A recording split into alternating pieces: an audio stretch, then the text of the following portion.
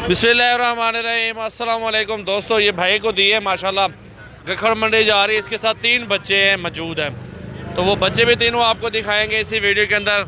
ये गुजरावाला हाफसाबाद तक गाड़ी जा रही है और ये गखड़ मंडी तक इसको छोड़ेगा बस वाला।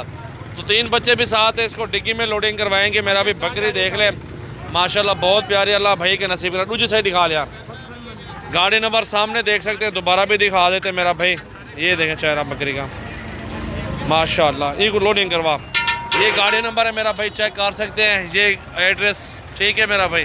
ये को जो लोडिंग करा यार पूछ कितना रोल करनी है, अल्लाह खैर से लेके जाए माशाल्लाह माशाल्लाह माशाल्लाह। ये 3 बच्चे भाईजान ठीक है ना माशाल्लाह, अल्लाह नसीब करे भाई के। जो यार जो लोडिंग करवा शायद जुलो। ये बकरी जा रही है मेरा भाई माशाल्लाह, भाई के नसीब कर अल्लाह ताला।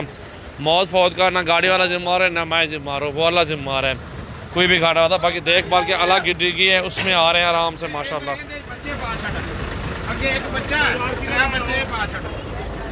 चेंज ना थे अच्छे बड़े ठीक बच्चे आराम वाला बेहतर ज़बरदस्त जगह है।